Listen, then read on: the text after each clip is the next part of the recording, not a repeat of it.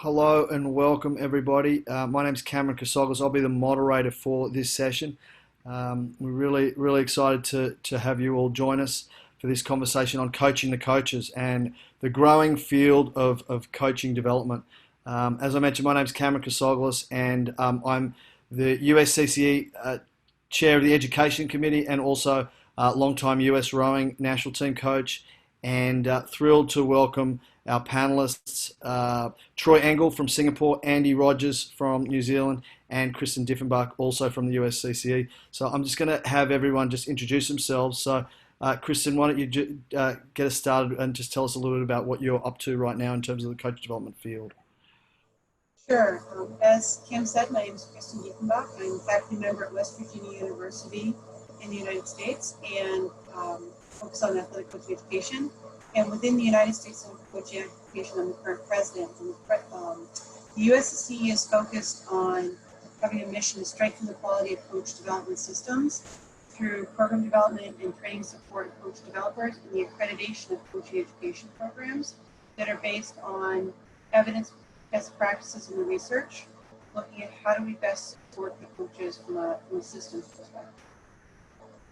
Great. And Kristen, you've been a leader in the field for a long time, so really thrilled that you're able to join us. Andy Rogers from New Zealand, again, thrilled that you can join us. Andy, also have been involved with coach development for a long time. So can you tell us a little bit about your role in New Zealand?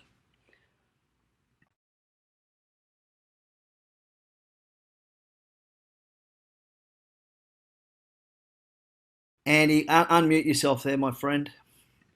Thank you. There you go. Kia ora, everyone. Andy Rogers. Thanks for the opportunity to join you today, Cam. I lead the coaching space for a government agency in New Zealand called Sport New Zealand. And my role is to work across national sports organizations or agencies, as some countries would know them, supporting them to build coach development frameworks and also the system around that, which is particularly important in New Zealand as we've embarked on a bit of a journey around this concept of coach developer and building the workforce of people that support coaches. So hugely excited to be on this important panel discussion today. Great. Thanks, Andy. And Troy from Singapore. Lovely to see you. I know early in the morning for you guys, and thrilled that you can join us. So tell us a little bit about what you're up to now.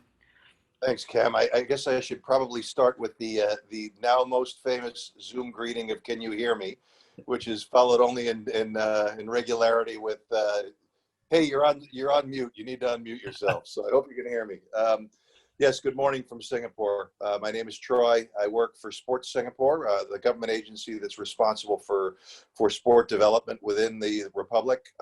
Although if my accent doesn't give it away, I spent most of my career in the United States, my country of birth, most of it as a college track coach, most recently at West Point, the United States Military Academy, before coming to Singapore about 6 years ago. I spent the first 4 years helping to establish a national coaching framework and coaching development program called Coach Singapore, or Coach SG.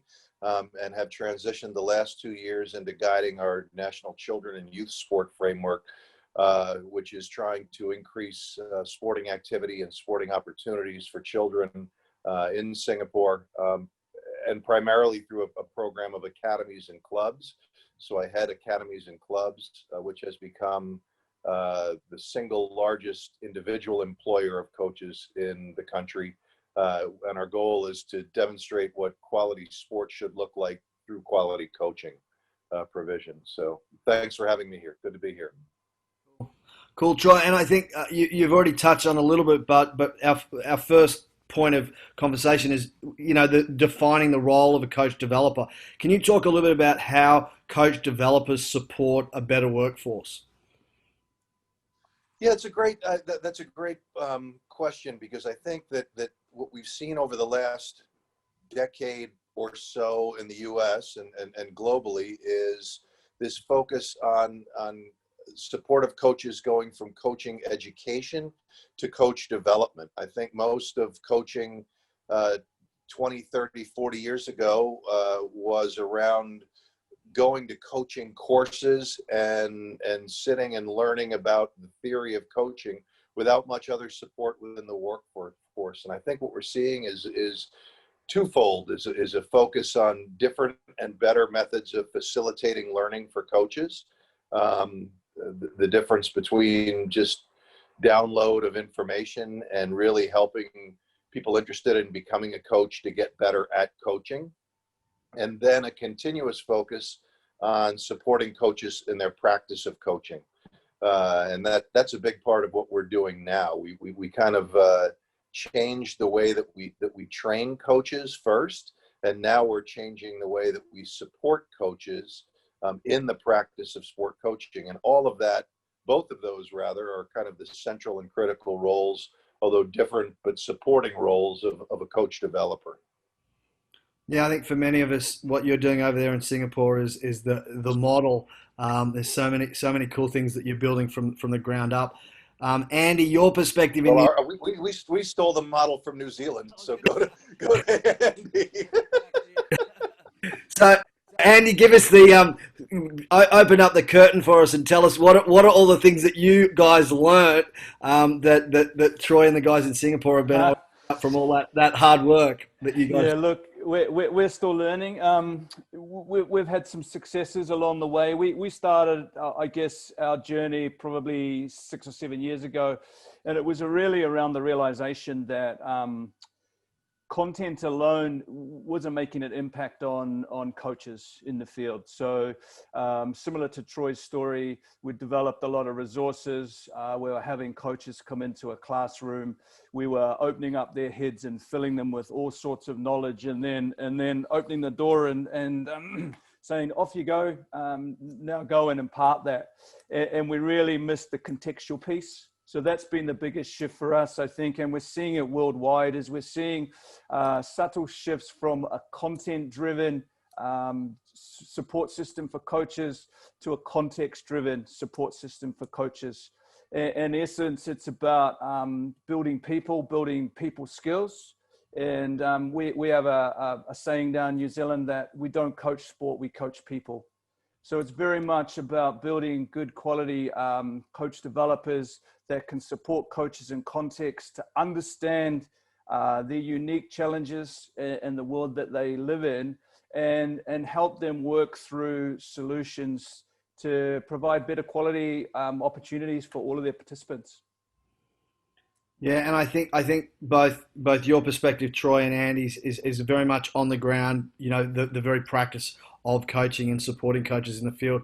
Kristen, you bring a perspective that sort of bridges the theory to practice, and I love your phrase on the pracademic. Do you want to share your perspective on how coach developers help the workforce in general? Sure, yeah, and academic really is stolen from some of my great colleagues, Christine Nash and some of the others in the UK and in Scotland. But it really is that conversation of coaches or teachers. And as we think about the context of coaching from youth sport all the way up through high performance sport, the nature of the job changes. There are some underlying premises that cross all the disciplines, from the teaching and working with other human beings, helping them unlock potential. But then we back up and say, okay, we know what we want the athletes to get and the outcome should be there. We need to really take a look at our teachers, the people that we're expecting to lead that human performance.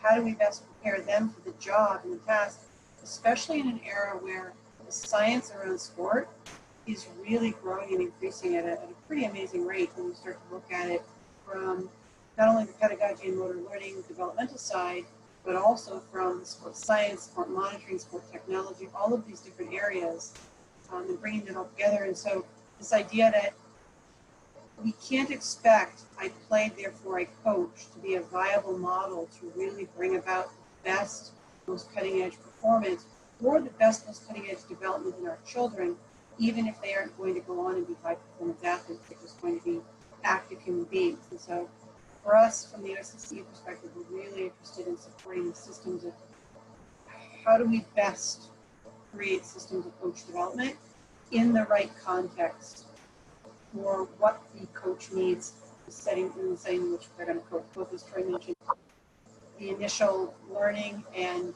introduction to the material, but also the ongoing support in the work that they do. And in terms of that, I think it's a great segue into what's changing and what's growing and what's evolving right now. What do you see as some of the needs in terms of supporting coaches right now in the complexity of the world that we live in, even pre-COVID-19, but specifically right now? How do you see the needs changing in terms of supporting coaches? Oh, you went on mute. There you go. Yeah, I was trying to manage the mute.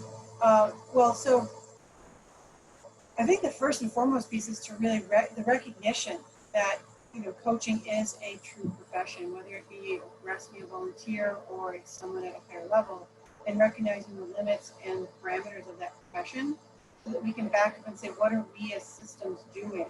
And what I love about what Troy and Andy are doing within their systems is they really have taken that systems approach of it's our responsibility to help prepare the professional, rather than just saying, here's the stuff, professional, go prepare yourself.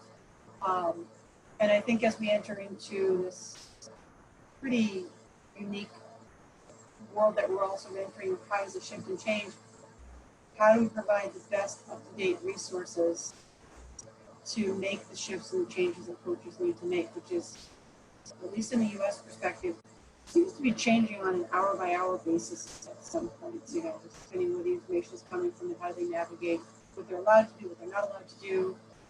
How does it change how I coach my athletes? All sorts of different pieces to that that are coming together. Yep, that's great. And you're right. It is changing context now. Andy, how are you seeing things change for supporting coaches? Yeah, it's interesting. Market forces are driving change in coaching, I believe, and there's so many varying factors now that come into play. So, we've got the commercialization of sport. We've got the commercialization in New Zealand now of youth sport. So all of our secondary school, high school sport now is being televised live on TV. So that places additional pressure on coaches, particularly when you're talking about ethics in sport. We've got a demand now from participants and their families wanting different things out of the sporting experience. So I completely agree with Kirsten around the context is really, really important. We've still got athletes looking to forge into a performance and high performance environment. Yet we've got young people that want to join sport for social and for wellness benefits. So the role of the coach, I think, there's certain elements that are still critical, but the context is forcing coaches and those people supporting coaches to rethink the way that we're providing the knowledge and support to ensure that participants, if we're talking about a participant-led or an empowerment approach, are receiving the coaching that they need to fulfill their potential.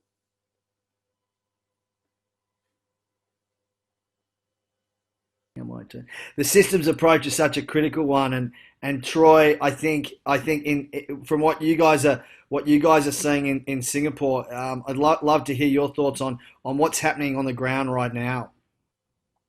Yeah, I think the beauty of where we are is that we can create a system, and it's relatively easy to implement because we're a city state, and so we recognize that we're in a unique situation. So I think as a segue from the last question into this one, the thing that we've I think embraced is a concept that Andy and I have spoken about a lot of globalization, right? I think we've tried to take global concepts of what's facing sport and facing coaches now and apply them to the local context. And I think that's the amazing model, I think, that of New Zealand that they've established in coaching development, that above all else, above the tools and tricks of the trade that they used, that it really was this kind of based on the local needs and all the way down to the individual needs. So in Singapore, what we've tried to do is take our strengths and build from them, lean into the strengths of being a relatively small geographic area with a smaller population base, but with a lot of facilities, and determine how we could best support coaches. Now, what we've realized is that the challenges that we face, most of our coaches face here, are not unique. They are global problems. So I think we've been able to tap into kind of the coach development process of global coach development and apply it to our local context. And we've done that by getting a good ground sensing of where we start, and then just building from where we are. We like to say that we're trying to meet coaches where they are rather than start with a national program of top down.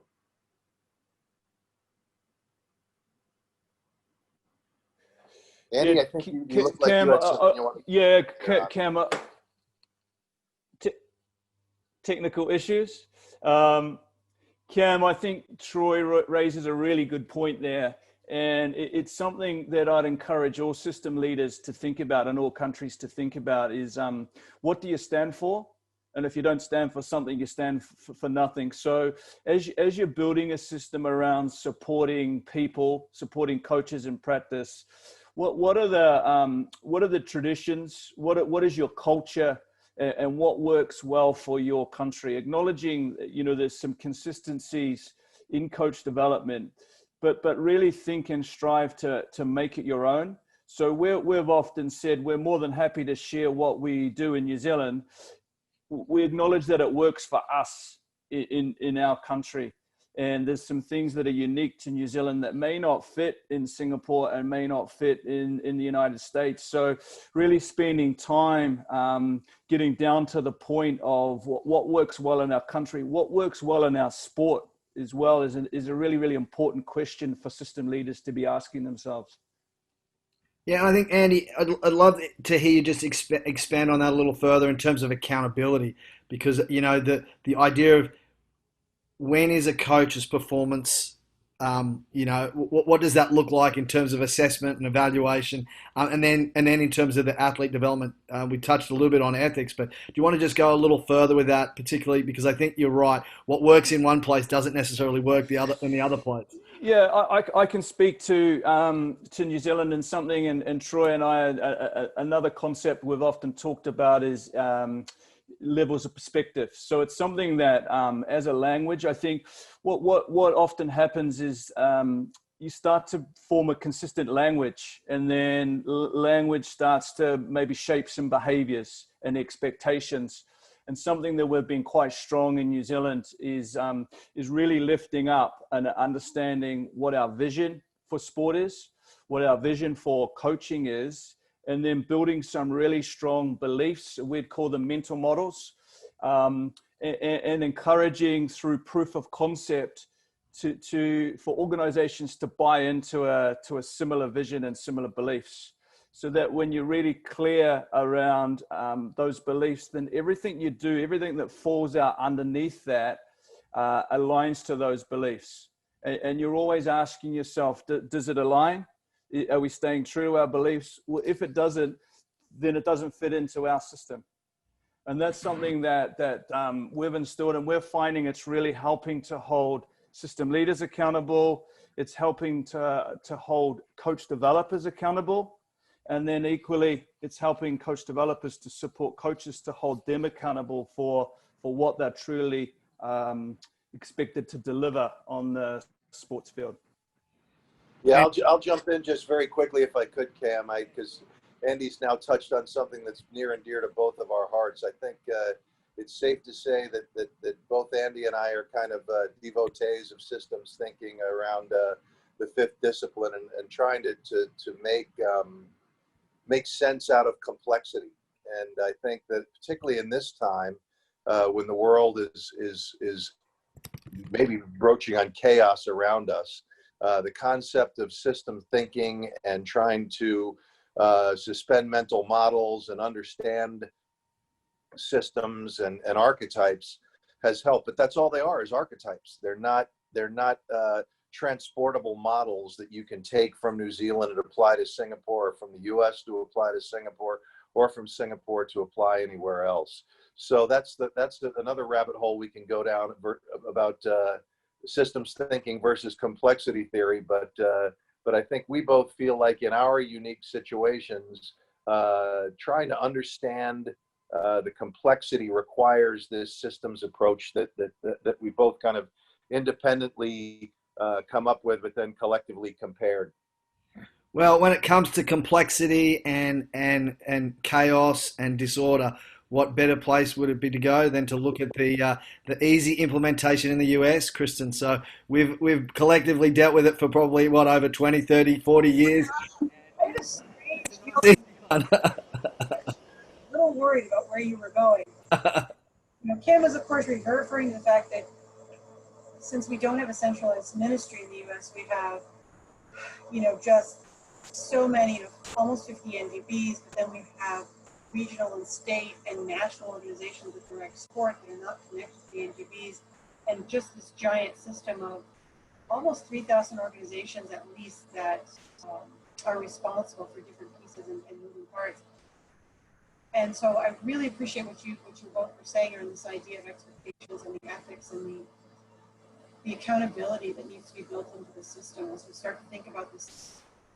To me, as we start thinking about how coach developers can help support the system, it's really easy to create a couple of tick boxes of, we background checked, or we've done this, or they've got this tick box done.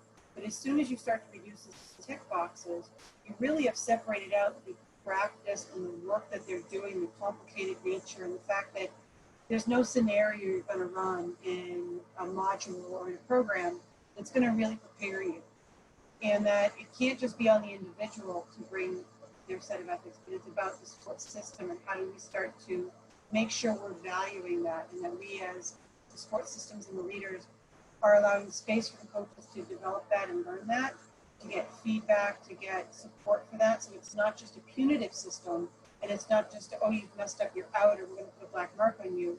But how are we working together? And I look to the late 90s, early 2000s when USADA was formed. Sorry, not USADA, WADA, the World Anti-Doping Agency, which in the US led to USADA. And the beginning of that conversation of how do we start to talk about these complex issues in a way that starts to look at everybody's responsibility within the system, and how do we evolve and grow. And to me, as we started to look at long-term athlete development, and as we started to look at safe sport issues and other things, this is all part of that systems accountability. It's not tick boxes, but is collective development. And I, as an organization, have to honor that and look for ways to reinforce my coaches when they are doing those things and they're moving that direction. And I have to have metrics that allow me to note when someone is quality coach, not just because of their win-loss record. And so for that accountability, I think that a coach developer's role is to really help reinforce and grow that system of, and I think that both Troy and Andy can probably speak to this better than I can at this point, of how do you create assessment tools and evaluation and development tools that support not just, they've got the exercise science knowledge, or they understand motivation, but this larger picture of practice of working with people in an ethical manner that produces the best outcome. Yeah, that's a fantastic point, Kristen. I think that what the growing and changing role of the coach developer has allowed us to do is go from almost a complete focus on the what to coach skills of the sport to fill the void in general around how to coach, because we know that globally fewer and fewer coaches come from a teaching background. They're more volunteer coaches. In the US, they're more non-PE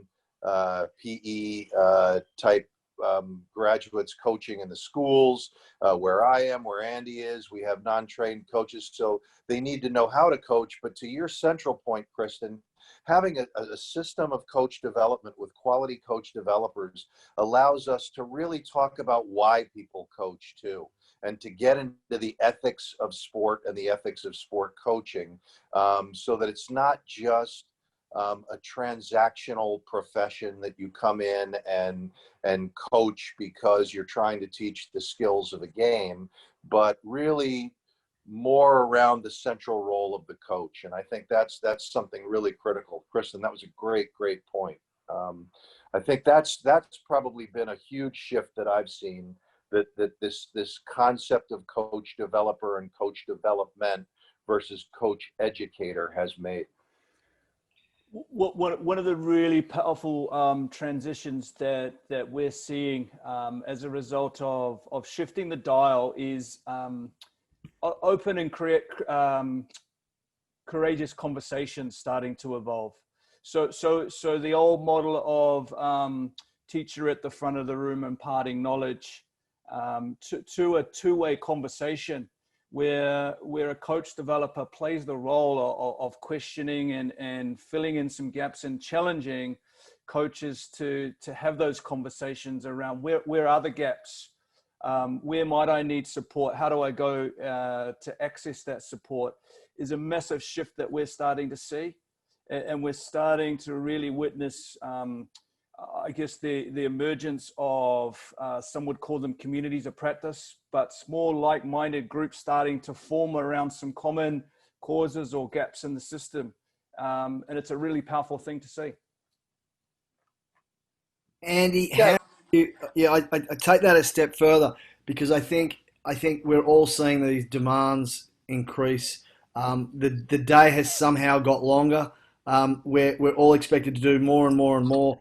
So you mentioned communities of practice and that space for coaches and coach developers to learn. How are you finding coaches and coach developers are able to create the time to be able to do that, to really stay on the cutting edge?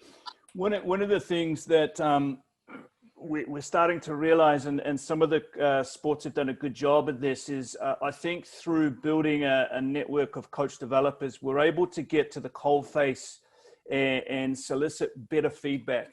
And one of the things that we now know is that coaches are asking for more meaningful exchanges.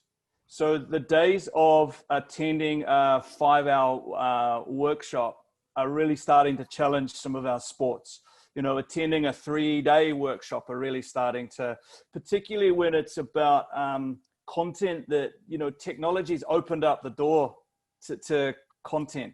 So coaches are saying now, well, put the content online and the stuff that we can do online, let's do that. When we come together, let's spend time in practice, or let's spend time in important conversations so that we're taking away relevant information that we can apply in our coaching practice. So we're starting to see coaches demand more quality time. I think that they're still committed to learning. They're still prepared to, and we saw that through COVID in New Zealand, the commitment of coaches to get online and chat. The biggest surge that we had was in more informal online groups coming together and sharing ideas. So I think it's just challenging system leaders to think about the way that they're providing support and opportunities for coaches. How about in that same vein, Kristen? What are you seeing in terms of that ability for coaches and coach developers to stay on the cutting edge and have those meaningful interactions that Andy is speaking to there? Well, I think what we've seen, sort of as we've been thinking about that, is that there's a lot of conversations, a lot of push towards more individual interaction with the creation in the systems of a person that they can go to, that is their go-to person, as opposed to just an HR or someone who's there that has the knowledge that they know is part of that system. Because there is a certain amount of trust that has to be built in order to start to have those really open conversations. So, you know, this idea that it's a drop-in consultant who comes in, or is it someone who's systematically going to be there over time, which is again where I look to steal as much as I can from the work that Troy and others are doing, because they've embedded these people into their systems, and it becomes not a one-off system of how it's done. So I want to have that conversation, and that I think is what's leading to that shift of people getting excited about the conversations and the acknowledgement that it's tying into adult learning theory concepts, but the idea that they're not just coming to learn, they're coming to participate and work with each other, and that really moving from a teacher at the front of the room that was mentioned to a professional peer group where we can have those conversations. And that's the part that I think I get. Many years ago when I first started getting involved with NGB Olympic movement stuff, go to our group of little coaches, and that was the vibe in the room of, whoa, I'm here with all these other great coaches, other great sports. Let's talk about this. And I think we're starting to see that expand out into other areas as people are recognizing there's so much to be learned from the conversations with each other if the space is created and the common language is set. Yeah. Troy, I'd love to hear your thoughts on that, particularly as it relates to, is coach development is it a role? Is it a position? Is it what we're expecting to do? What do you see in terms of the role of a coach developer? Is it the role, as Kristen was just touching on? Is it something you bring somebody in as a consultant? Because I get the sense that you do a little bit of all of those things, but love to hear your thoughts on that. Yeah, that's a great question. I think the last 6 months has created tremendous anxiety, but tremendous opportunities for us to kind of identify what those roles are, right? Because everybody's been scrambling to try to figure out how we retain our relevance as coaches, and how do we support our athletes? How do we support parents? I mean, one of the amazing things that we had here was this outcry from families as kids were working from home and parents were working from home, parents saying, what can you do as coaches to help us keep our kids occupied from destroying the house and driving us crazy? So we constantly kind of looked at what our role was in supporting coaches to think about doing their job differently. And I guess I would say we've hit on a few of the changing roles. I think we've seen that coach developers have a part to play in the traditional role of coach educator and imparting those what to coach skills of sport. But they also need to meet the needs of the adult learners that are striving to be coaches. So they really have had to become better facilitators. But then there's this whole gamut as well of the field that you work that in. I mean, Kristen, for example, in the university setting, has a very, very different laboratory to develop that than Andy would on the fields of New Zealand, or I would in the fields of Singapore. And then you've also got these varied roles of supporting coaches in practice, from ensuring that when a coach is developing, that you can provide formative assessment or other kinds of assessment. If it's in a coaching course, maybe even kind of summative assessment on whether or not they're competent. But then you look at the coach developers that work, for example, for the USOPC with a high performance coach, and their role as a coach developer is very, very different. They're almost the executive coach. So the coach developer, it's really hard to say what exactly is their role. They play this variety of roles in a variety of different spaces. And I think that's what makes this need for the communities of practice more and more important. I'd say that in the last 6 months, probably the four of us have talked to each other more than we have in the past 3 years. And that's probably out of necessity, because we're all faced with the same questions. How do we deal with the changing landscape in front of us? And then we turn back inwards to our own situation. Kristen back to the university, you back to the U.S. rowing, Cam, Andy back to New Zealand, me back to Singapore. And we're asked those same questions from within.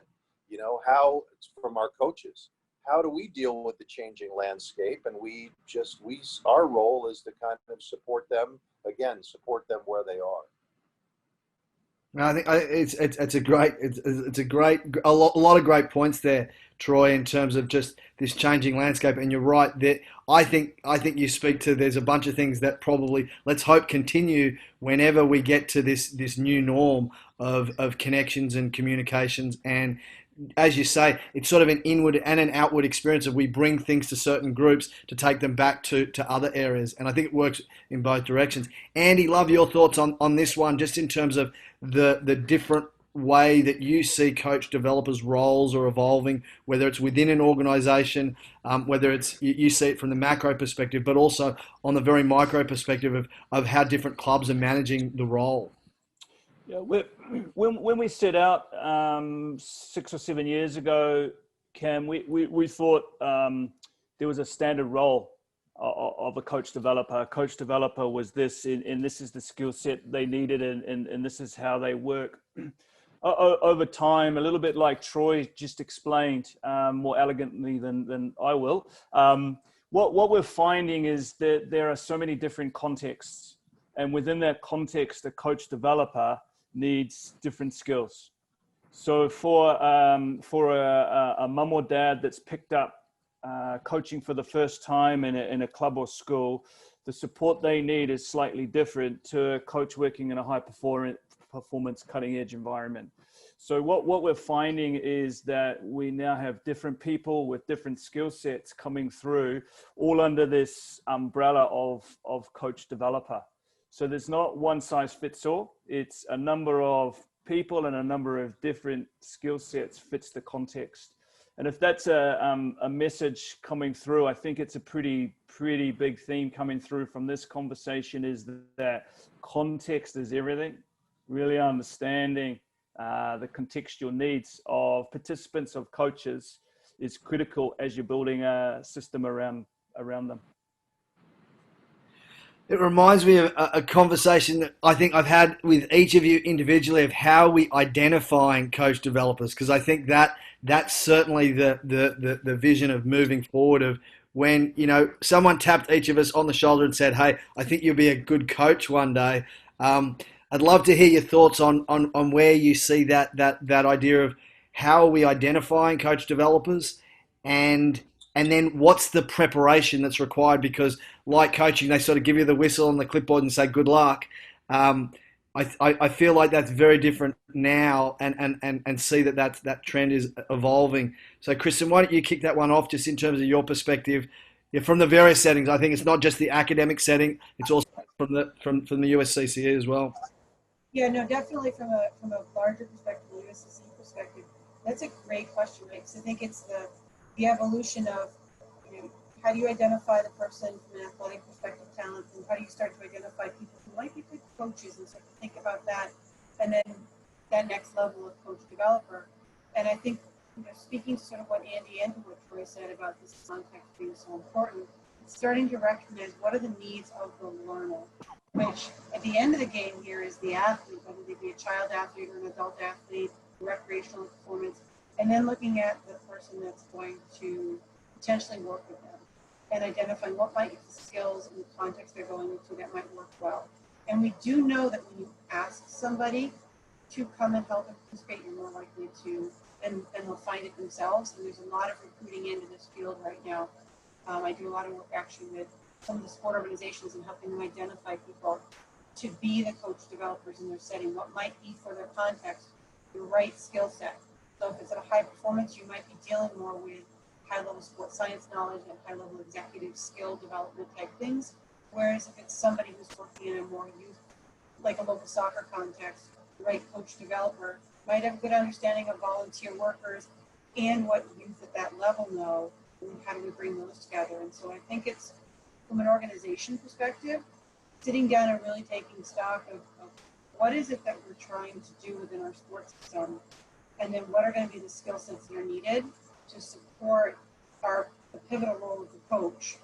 Who are the people that will be our coaches? What do they need to do so that you can make that right identification of the right coach developer? And again, at a collegiate setting, it might be somebody who's got mad sports science background and skills, in addition to how to work with coaches and help them not just use that data, but understand the data and learn with it. That's your needs. And more executive functioning, and then down the continuum. So it's an evolving field for sure, and it's really growing. But I think we can take a lot of lessons from other professions, whether it be the medical professions that look for the right person for the right job, and the teacher of nurses is often a nurse with really good people skills that can teach. And the same when we go in the teachers of teachers, people that prepare those that are going to go out and teach. And so we don't have to do this in a blind vacuum. I think that the work that Troy you're doing in Singapore is is such a great example, not only of what Kristen's speaking to, but I think you guys have added a dimension of diversity that the coach developers that you've invested in reflect the diversity of not only the population within sport, but also within the broader Singapore community. So I'd love to hear your thoughts on that ID and also a preparation of coaches and coach developers, but also that reflection in diversity as well. Yeah, I'm not sure that I could really put my finger on what it is. I mean, what the specific skill set is, but I think I can make an observation about how I think it's changed.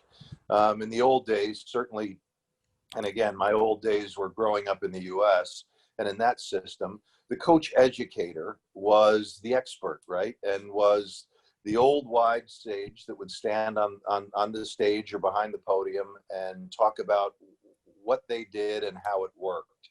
And I think we've seen that role has evolved, because now we need someone behind the scenes that helps coaches or potential coaches understand the why that worked. It's no longer just the expert, the sage on the stage. It's now someone that helps put together the greater critical thinking skills of coaching.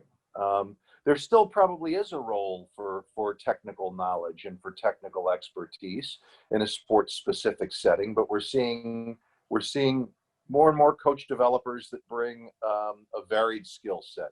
I don't know exactly that you can say what that is, because I think the theme through all of us is it varies with the context, and what makes a great coach developer at West Virginia University in that academic setting is probably different than what we would look for, and certainly different than what Andy would look for. But I think it's changed, and it's become more varied. It's become a role that requires different skill sets, and I think a range of abilities to work a bit within each of those skill sets. So Troy, I think you're saying something to the bald white guy with glasses with a grey beard, that it's not just us, or maybe there's less of us. Hey, I shaved my beard off last week, or you and I could have been twins with a different accent. And I think it's quite funny that I'm closer to your home, and I'm the one speaking with the American accent. But yeah, I think we come in all shapes and sizes now, and I think that's a really, really good thing, because again, if our central role is to meet the coaches where they are and to help them, we should look like we should come in all different shapes and sizes. And again, to Andy's point, I think Andy hit it really solidly when he said, I think in the old days, content was king, and that may still be true, but now context is the higher power. I mean, and I think that's what we've all kind of been hitting, is that there's no question that an understanding of content is important, but context has got to be the driving foundational force. For sure. And I think this is very difficult for an Australian to say, and I'll take a deep breath, but I do believe the New Zealanders do an extraordinary job of truly living culture.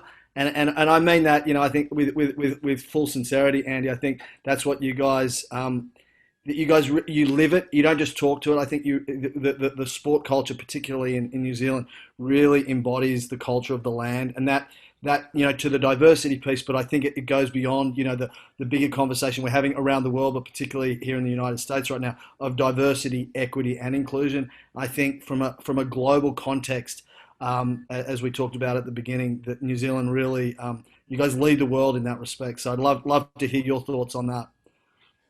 Thanks, Cam. It's something from a diversity perspective we're working really hard on. I guess we come from a position that we have a pretty powerful traditional proverb or saying, which translates to what's the most important thing in the world? It is people. It is people. It is people. And that's probably our starting position when we're talking the role of coach developer. First and foremost, you need to be a people person that's prepared to support someone's growth. And that's the entry through the door. And then on top of that, it's understanding that learning is reciprocal, that you're going to learn as much through this process as the people that you're supporting is hugely important. And I think it comes down to, just social skills, emotional skills. You've got to be a great listener. You've got to be a great questioner, and you've got to be a really good connector. I think is something that we're finding as well, is that you don't have to be the problem solver. You need to be someone there that can help support someone on their learning journey. From a contextual perspective, we're learning a lot from that.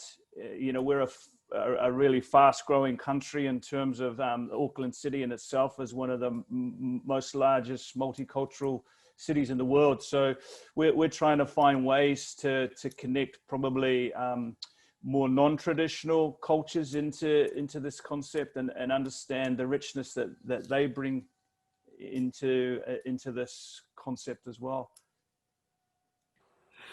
Yeah, look, I think again the critical aspect of content has been echoed through all of your comments, culture, but I think, Andy, you also speak to the purpose of why we're coaching. I think that's the third part of this conversation that Troy, you mentioned. There is still a very important need for coach education.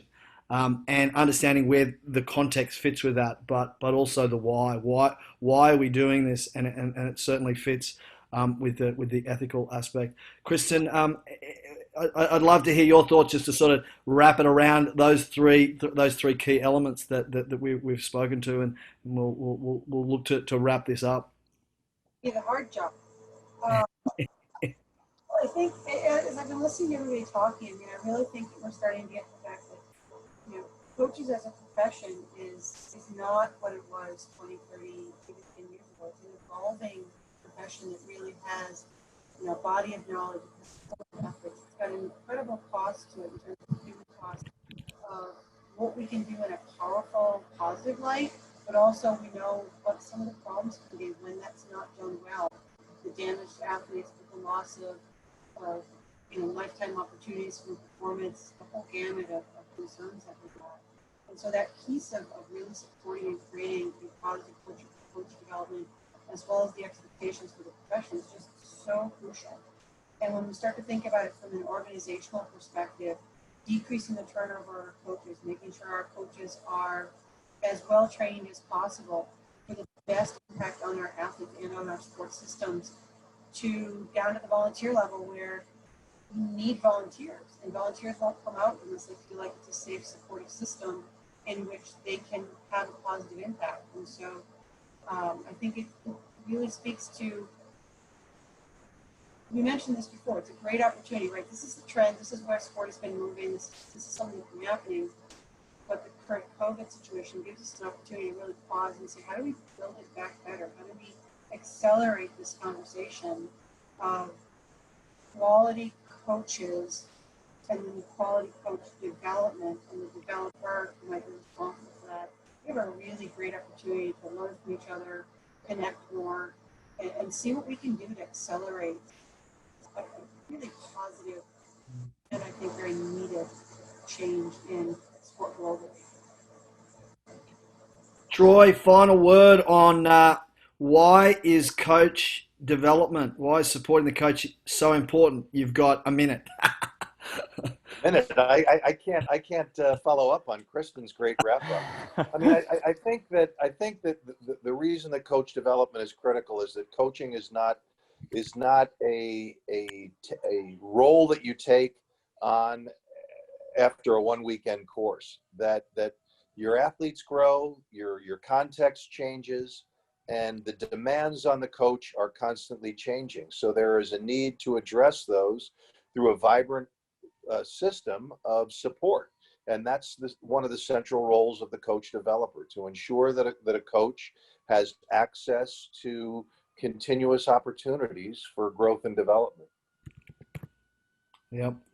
Continual growth is the only way we're going to survive. Andy, final thoughts. I'd like to think we're changing the narrative here. For years and years, we've talked about recruiting coaches and training coaches. I'd like to think now we're talking about retaining coaches more. And to do that, I think we're building a system that first and foremost talks to coaches in a way that lets them know that they're cared for, that they're valued. And I think that's what the role of the coach developer is, a byproduct of it anyway, is showing coaches that the system cares for them, and the system recognizes the value that they have on athletes fulfilling their potential at whatever level that may be.